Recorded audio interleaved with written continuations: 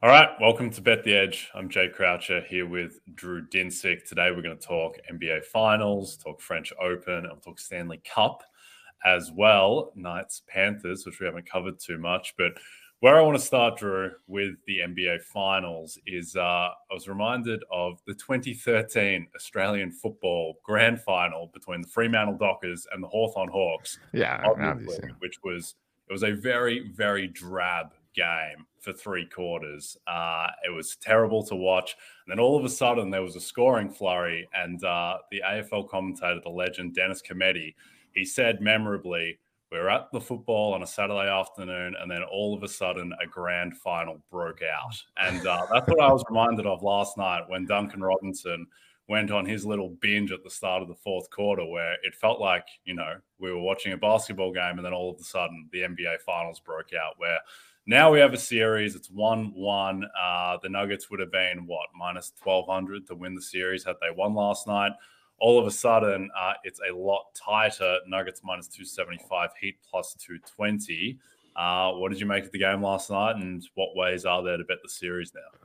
Yeah, the Heat proverbially stole home court advantage last night. I don't know if you've heard that one before, Jay, but they now have stolen it. It was a weird game. I agree kind of with your general sentiment that the first half was pretty uninspiring. And this is coming off of a full game one that was uninspiring, if we're being completely honest. And so 6-7 quarters in a row of like, wow, this is it, really? Okay. It was a disappointment of just an entertainment factor. And you're right. Fourth quarter was extremely entertaining. I thought the Heat, have now shown 2 straight games that they can, find a closing gear that is, is dangerous, particularly on offense against the Nuggets defense that we have some serious questions about. And in general, I thought the Nuggets offense started to get a little bit stagnant. There was an awful lot of, oh my God, Nikola Jokic is the best basketball player on earth. Just let him do his thing, and we'll just stand around and watch, as opposed to guys making moves and just in general kind of giving him the opportunity to create. And it was a strange feeling because I just haven't seen the Nuggets look that clunky or that uninspired in a long time. And as soon as they got punched in the mouth in the fourth, it felt like they were not up to the call to find an answer. And yeah, I don't ultimately think that they're in trouble of losing this series, and I'm glad we're going to have some entertainment here.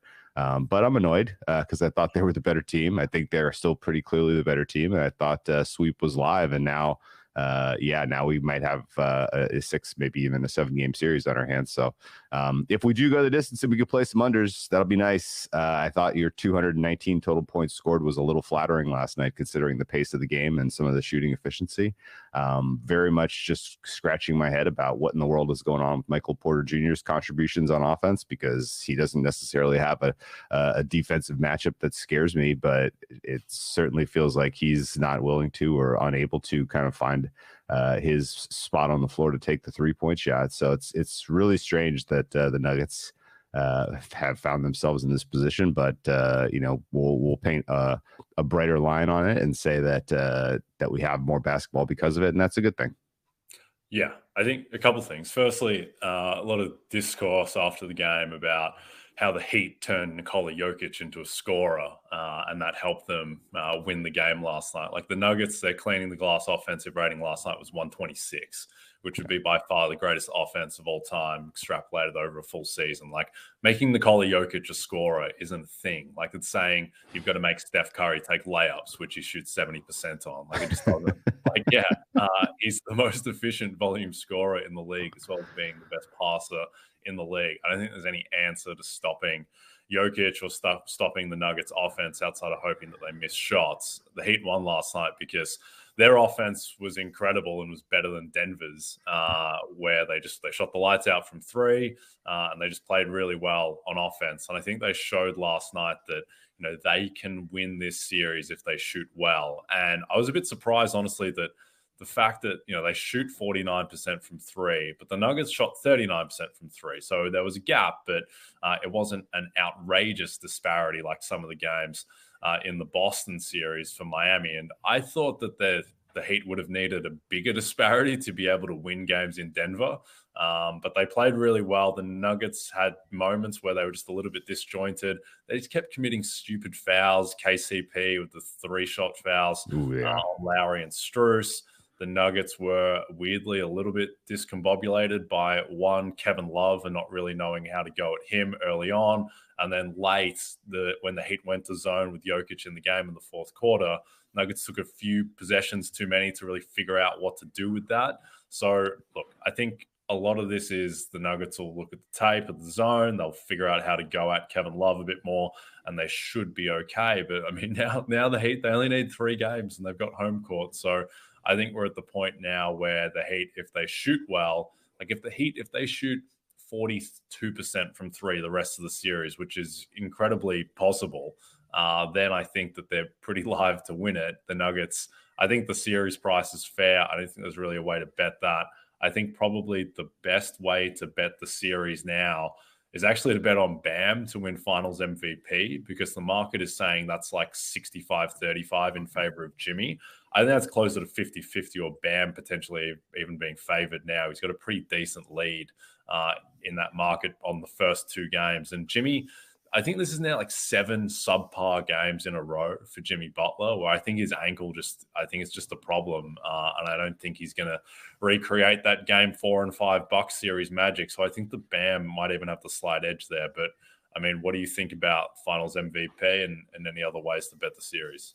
Yeah, I mean, if I had any kind of more serious conviction that the Heat were alive for the series, I would take that approach, because I agree with you. If the Heat, if you live in the world where the Heat pulled this off, Bam is currently at least the more important player for what they are trying to do right now. I don't buy it still. I think the Nuggets come out of this one, and I'm selfishly hoping the Heat win game 3 and that this series price gets a little shorter and get some Nikola Jokic in the kind of evens range for Finals MVP, because I would like to take a big old swing at Nuggets coming back from down 1-2 to winning 4-2, 4-3. But yeah, it's tough for me to really see a way that this goes sideways, and maybe it's I have some sort of just I don't want to say bias against, because I obviously believe that what the Heat are doing is impressive. They're obviously playing tougher, so whatever that means, so whatever that's worth to the point spread, I don't know. But it's certainly the case that the Nuggets should have won game 1 by 20. They should have put them away pretty comfortably at the beginning of the fourth quarter. They didn't.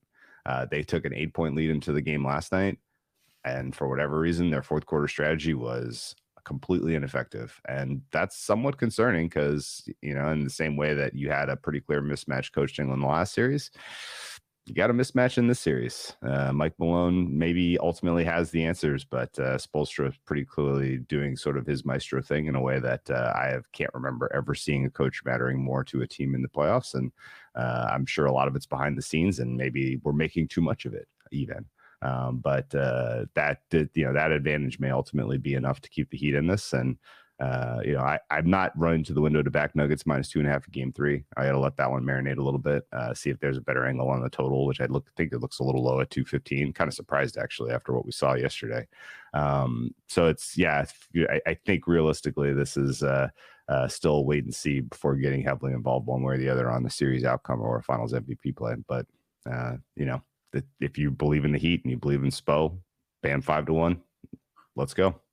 Yeah, he's 5-1 at MGM. I think if you shop around, there's some plus 650 about, which is a bit more appetizing. So at that price, I think it's a reasonable bet. And yeah, I think that the Heat, I mean, you have to admire the Heat, really. I mean, we've been against them, certainly the past 2 series, certainly in the Bucks series, but they just get the most, they get every last drop out of their talent. And last night was incredibly impressive. So I still think Denver should handle business in the series. And I mean, it feels now like Nuggets 4-2 is where this is headed, but certainly can't count out the Heat. And Tyler Hero back, which seems like it's going to happen for game 3, is an interesting wrinkle. I'm not sure it matters that much one way or another, but this series all of a sudden has gotten pretty interesting. And we'll continue to talk about it. But before we get to the French Open, a reminder to download the RotoWorld app to receive breaking player news all season long. Stay ahead of the competition by favoriting players on your roster. Get the latest injury updates, player news, and much more delivered right to your phone. It's available in the App Store today. All right, French Open. Fair bit has happened. Most of the big names are still up and about. This morning, our girl Ons Jabeur didn't lose a single return game. Pera didn't hold serve once. It's a bit of a problem that Ons herself was broken 4 times and made like 40% of her first serves. That's not going to hold up against Iga Swiatek, should that be the matchup in the semi. But Ons is now all of a sudden very live, as is Sabalenka, who had to navigate a little bit of trouble against Sloane Stephens. What do you make of the women's side of the draw at the moment? Yeah, a lot of kind of losing confidence in someone being able to find a level that's good enough to beat Iga Swiatek.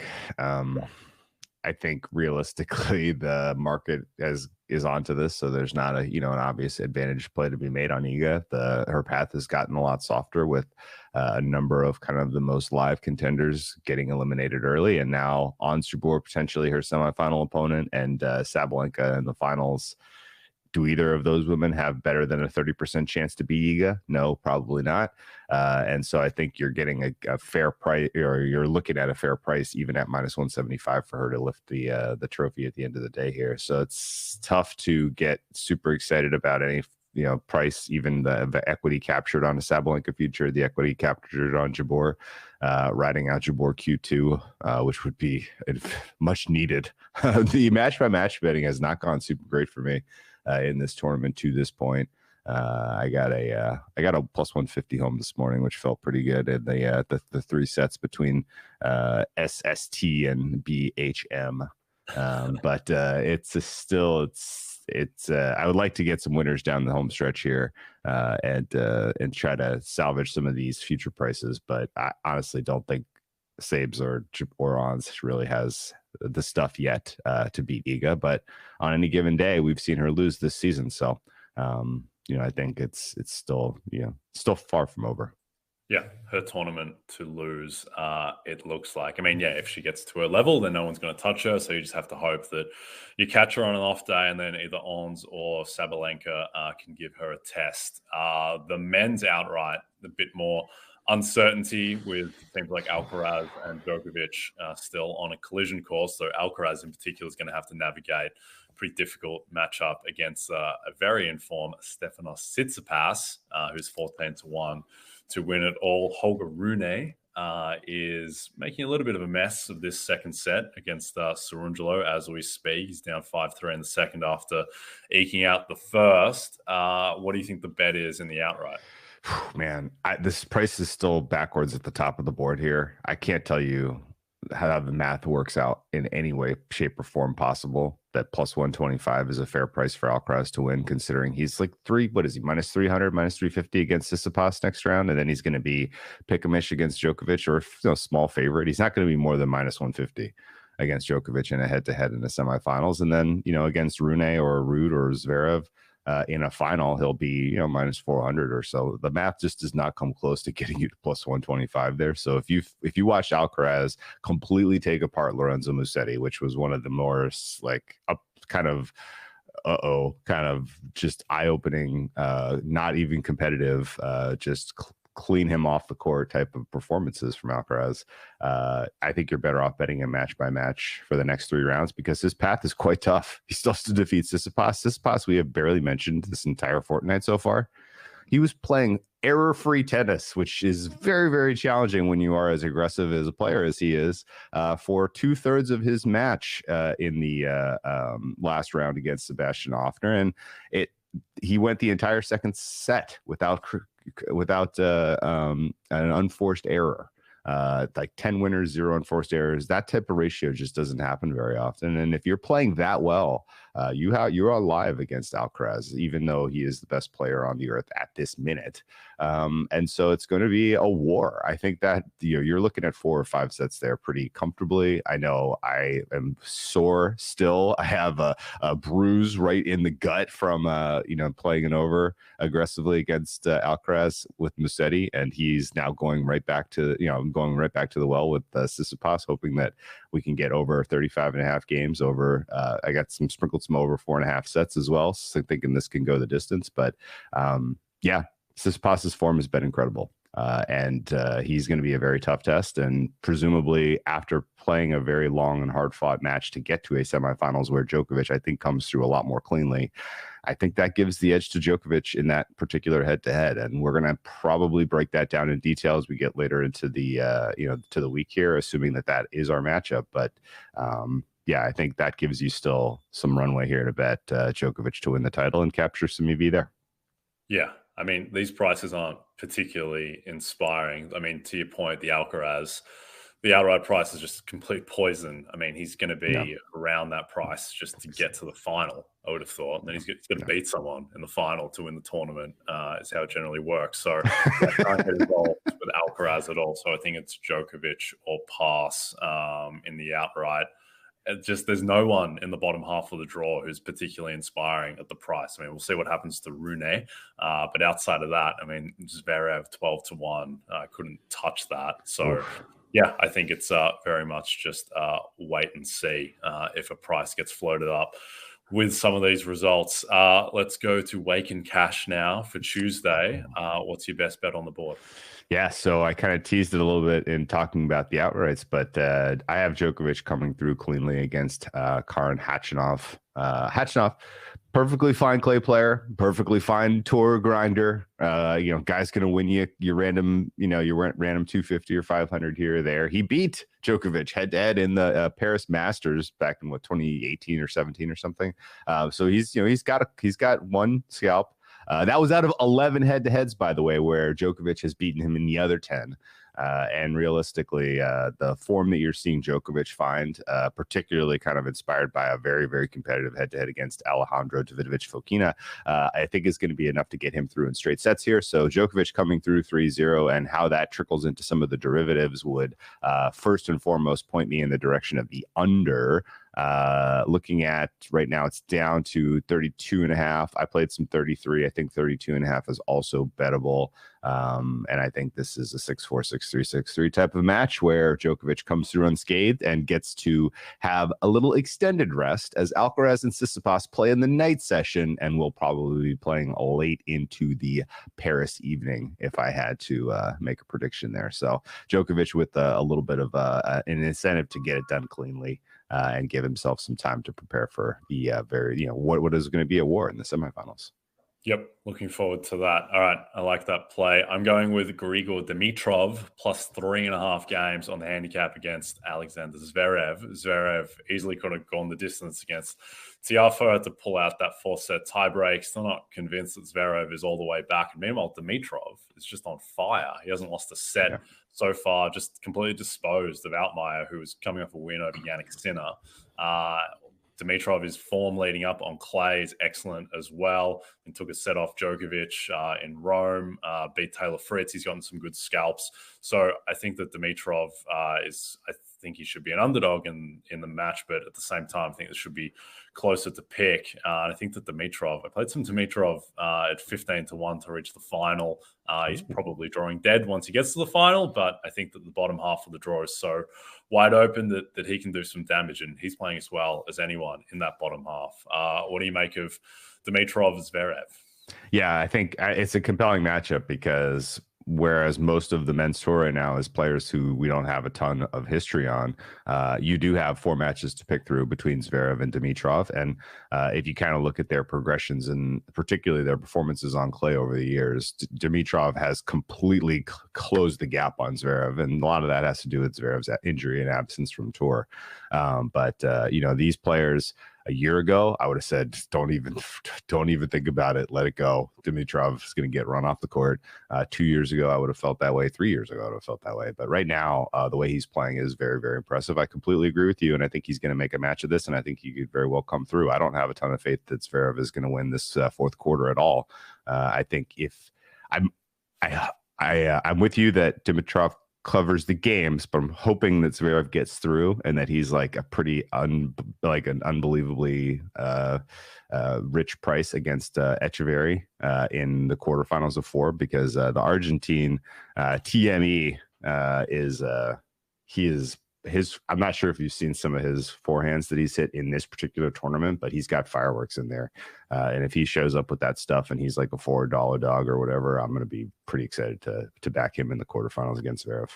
Yep. TME, SST, BHM, a lot going on. Yeah, Dimitrov as well, the +3.5 is -105 as well. So, yeah, that is my play. All right, before we get to the Stanley Cup Finals, a reminder that MLB leadoff, the Diamondbacks are making a journey from the Arizona desert to the Motor City for a battle with the Detroit Tigers at Comerica Park. A couple of teams contending for their respective divisions. Incredibly, both teams hope to move up in their divisions, but only one will rise up Sunday morning. Find out who by streaming MLB leadoff at 11 a.m. Eastern, exclusively on Peacock. The Diamondbacks still +950, by the way, to win the NL West, which I think is a bet, given they are tied for the division lead. And with those kind of underdogs, you want upside, and that a lot of that comes from youth, where they've got guys like Corbin Carroll, who's the favorite to win Rookie of the Year. And with Madison Bumgarner out of town now, I think they got a bit more upside in the rotation as well. But anyway, enough baseball. Let's talk puck ball. Stanley Cup Game 2. A heartbreaker in Game 1 for us Panthers backers like myself.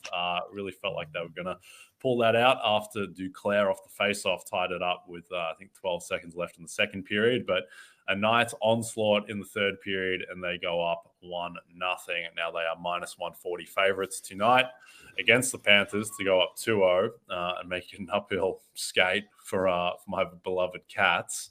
What do you think of the series? What do you think of the game tonight? Cautiously optimistic the Panthers can win this one. I think the scoreline was flattering to the Knights in Game 1, based on that game kind of getting away from the Panthers after they conceded that third goal. Otherwise, I thought the Panthers played them very, very closely, and there was maybe a little bit of rust on Bob in goal. Couple of mistakes that we haven't really seen him make in this playoff run, at least. And so hopefully it's not a streaky thing where now that that's kind of in the back of his head, you see more of that, because they're going to need him to be the guy we saw against the Hurricanes if they're going to win this series, because the Knights are very, very good. Ultimately, I didn't play Game 2 here, but I think there's a little bit of an edge on Panthers at plus money. I think this is pretty close to as coin flip a game and a series as you can come by, considering the way that hockey playoffs tend to go. What's your read? Yeah, at the current prices, I'd be leaning Panthers tonight. I think the series price is about right. The one thing out of Game 1 that I will say is that Aiden Hill, who has been excellent in goal for the Knights, I thought he looked pretty shaky, and he only gave up the 2 goals, but he got saved by the post 3 times, and he looked pretty vulnerable. So I think that the Panthers, they just get more shots on net. Their power play, both their power play and penalty kill has been just insufferable all playoffs long. Boston were just walking the puck into the net on their power play against the Panthers. Now, Vegas's power play isn't quite as dominant as the Bruins, but the Panthers need to figure something out on the kill, and then also they just need to take more shots on the power play. They're just overly patient in Game 1, so I think they'll figure out some stuff there. I think they'll put Hill in a bit of trouble, so hoping that they can pull this out tonight. And yeah, I agree. I think this is pretty close to a coin flip. In terms of ways to bet the series, I think the Conn Smythe market is pretty interesting. On the Panthers side, after last game, Sergei Bobrovsky has created a bit of separation with Matthew Tkachuk. I think that is about right. But on the Vegas side, I don't think the market really knows what to do, just because there are so many skaters that are so tightly bunched. And then there's Aiden Hill, who's got great surface level numbers, also floating around. I think that the market is not bullish enough on how much separation Eichel and Marchessault have from the rest of their peers. I wouldn't touch William Karlsson at plus 650. Mark Stone at 15-1. I think he is live. I think he's actually more likely to win than Karlsson, and possibly even more likely to win than Hill, who I just don't think is going to get the credit, given he didn't start off the playoffs. The Knights have an incredible defensive system around Hill that is helping him out a ton. I just think it's Eichel and Marchessault, and then a big gap to everyone else. And I think that Eichel is probably about 50% of the Knights' equity, which would make plus 325 a bet. And then I think Marchessault at plus 425. I think that's also a bet. So I think if you like the Knights to win the series, you're better off just betting Eichel and Marchessault. Eichel has a 2-point lead on everyone else on the Knights. And also he's their best player. He's the engine. He's the guy who makes everything go. He's also just so integral to Vegas's power play, and the Panthers' penalty kills not being great. So I think that, he is going to continue to rack up points. And then with Marchessault, he's just got the storyline of, being a former Panther. He's on an absolute tear scoring-wise. He had the hat-trick against Edmonton. He keeps popping up with these crucial goals, scored the first goal in game 1 to tie it up. So I think those two are the guys to hone in on. Hopefully neither of them win. Hopefully it's Bobrovsky or Tuck, and the Panthers get it done, and I will be in Sunrise for game 3 cheering my Panthers home. But yeah, that's where I'm at on this series. Any closing thoughts before we end this? Yeah, I think I've kind of talked myself into Panthers over 2.5 goals tonight as sort of the fun way to attack, because I'm hesitant to try to capture the price on Panthers money line just because I'm a little nervous that Bob's going to continue to wobble. But that opens up for kind of a more offensive game generally, and the Knights seem to want to play to more of a high scoring affair than any of the opponents we've seen the Panthers play so far this playoff. So I think Panthers answering with some offense of their own over 2.5 goals in the minus 120 range looks bettable to me. Yeah. And Bob, you gave up the 4 goals before the empty netter. At the same time, the third goal to give Vegas the lead, that was a ridiculous sequence where Bob made an incredible save in the lead up, and then he let one in that he shouldn't have. And then the 4th goal from Mark Stone is one of the most insane plays I've ever seen, where Stone reaches up almost the penalty, deflects it down, and then scores off of that. I'm not sure there's much that Bob could have done there. So yeah, I've still got some faith in Officer Bob to pull this out. But yeah, would certainly like a shutout tonight, Sergey. But we'll see how it goes. All right, we are done. Don't forget to check out NBCSportsEdge.com for more information to help you with your wagers. Thanks, everyone watching on the NBC Sports YouTube channel, and please rate and subscribe to us if you're listening to us in podcast form. No pod tomorrow. I'll be back on Wednesday. I will be out as I'm doing a Chicago White Sox betcast in Chicago. The White Sox turning their season around. Vaughn Dalzell will be in for me with you, Drew. So be sure to check that out, everyone, and we'll see you then. Cheers.